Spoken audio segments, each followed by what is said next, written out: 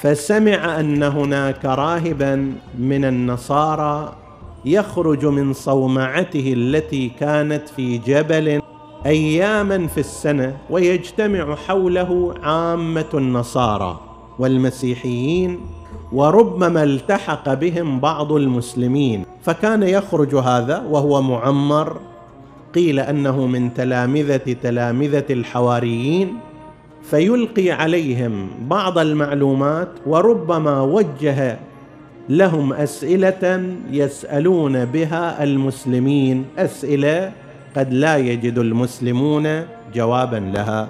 فلما سمع الإمام الباقر عليه السلام، طبعا هذا يعتبر تهديد ثقافي للحالة الإسلامية، وقد كان اليهود والنصارى يتعمدون هذا الأمر. تقرؤون وتسمعون أحيانا أنه جاء مثلا يهودي إلى المدينة وسأل الخليفة الأول أسئلة، قال إنه لا يستطيع أن يجيب عليها إلا نبي أو وصي نبي، إذن تحول الأسئلة إلى الإمام أمير المؤمنين عليه السلام، ما يقدر غير يجاوبها. وهكذا الحال في زمان الخليفة الثاني. وهذه الأسئلة اللي كانت توجه كانت من هذا الباب.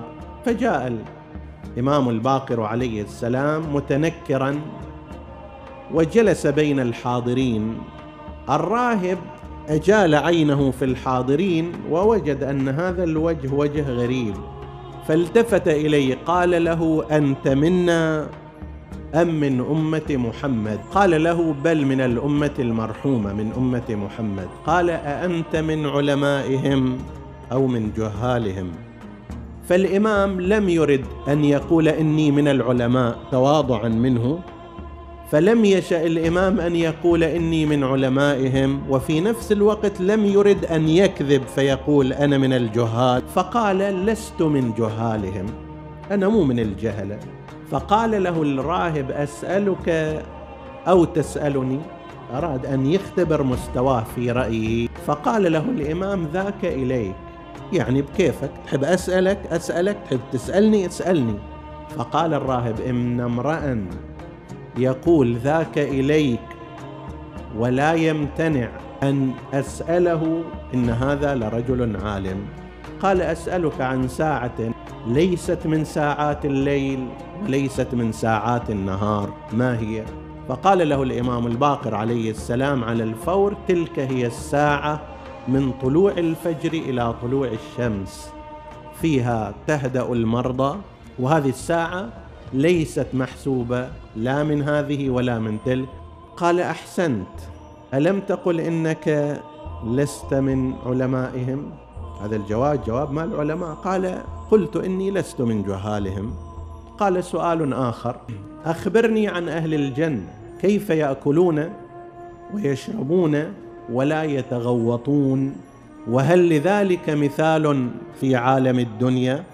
الإنسان في الدنيا إذا أكل أو شرب يحتاج إلى بيت الخلاء لإفراغ الفضلات، فأهل الجنة يأكلون ويشربون، كيف يصنعون؟ قال: يرشح منهم كالعرق. نمط الطعام في الجنة والشراب بنحو كأنه لا يحتاج بحسب هذه الرواية إلى إفراغ كالإفراغ الذي هو موجود في عالم الدنيا. ومثاله في الدنيا الجنين في بطن أمه، الجنين يتغذى من بطن أمه ومدة 9 أشهر، ومع ذلك لا يخرج هذه الفضلات. قال: ألم تقل إنك لست من علمائهم؟ هذا جواب ما العالم. قال: قلت لك لست من جهالهم. فقال: لأسألنك مسألة ترتطم فيها. هذا بعد سؤال جدا صعب ما تقدر تجاوبه. قال: قل. قال: أخبرني عن 2 ولدا في ساعة واحدة وماتا في ساعة واحدة، من أم وأب، أحدهما عمره أو عاش 150 سنة والآخر عاش 50 سنة. في ساعة واحدة ولد، في ساعة واحدة مات. واحد عاش 150 سنة والآخر عاش 50 سنة. فقال: ذاك عزير وعزرة. عزير المعروف مذكورة قصته في القرآن الكريم، فأفحم هذا الراهب وغضب من منظمي المجلس كيف أنهم جاءوا إليه بمن يستطيع إحراجه بالإجابة على أسئلة يتصور أنه لا أحد يستطيع أن يجيب عليها، ودخل إلى صومعته ولم يخرج.